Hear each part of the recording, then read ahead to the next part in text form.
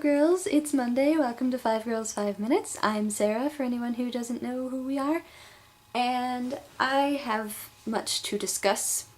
Questions that were asked. Tally asked about digital hoarding, and I'm kind of similar, except I'm not as organized, but I have never gone through my Gmail account and deleted stuff. I've just kept everything, because Gmail has such big storage that you can keep everything.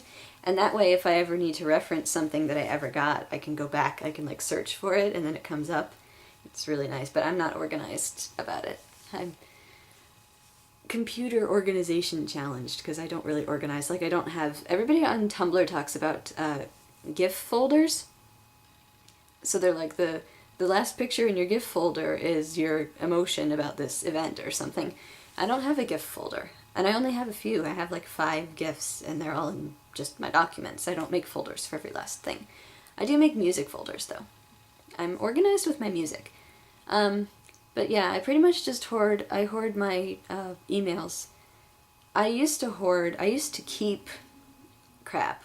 I would save pictures when I liked somebody or some band or something. I would save every picture of it for no reason.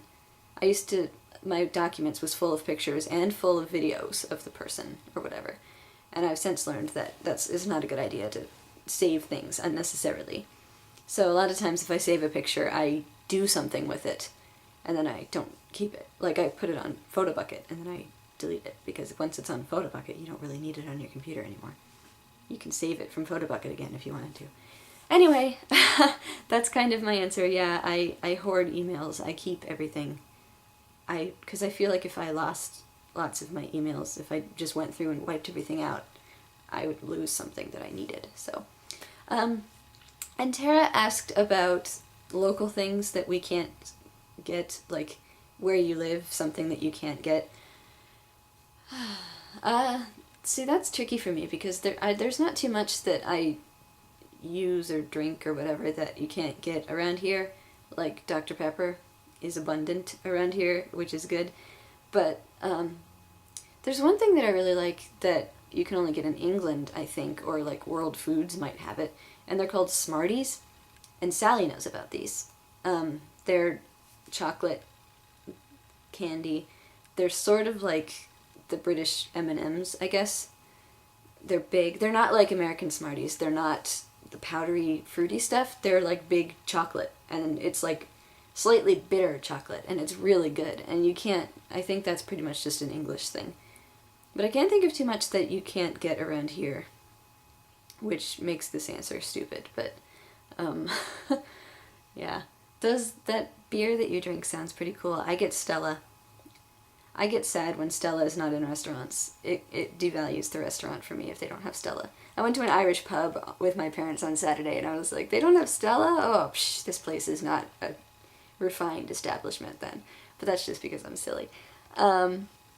Anyway, so yeah, that's the 2 questions that were asked, and I hope you have an awesome time in Chicago, Tally, and I hope you get to see Itzel, and I hope you guys get to have some fun together. I've never been there. That's one major city I've never been to. I've been all over Ohio, but I've never been to Illinois, as far as I know. I might have driven through it once, but it doesn't count. I think it only counts if you stop in it and do stuff there. It doesn't even count. Well, it counts if you stay in a hotel, but it doesn't count if you just stop at a rest stop, really, either. I don't know. I'm strict about things like that. Sort of like you gotta... It doesn't... Blah, that sounded weird. It doesn't count if you can't count it as meeting a celebrity if you just saw them. If you didn't go up to them and talk to them a little, or get a picture or an autograph or whatever, it doesn't count. If you just see a celebrity across the room, you didn't meet them. That's one thing my mom always says. She's like, I met so-and-so. No, you didn't. I was there. He was across the room. You didn't talk to him. I'm strict about stuff. I'm just silly. What was I gonna say? Oh yeah, Tara, I'm glad that you're back, and I'm glad that you have fun, and this is relevant to you too. I don't know if Tally has been keeping up, but John Green has been talking about The Great Gatsby. So I got myself a used copy of The Great Gatsby, and it even has the person who had it before's name on it. And I'm really excited to read it.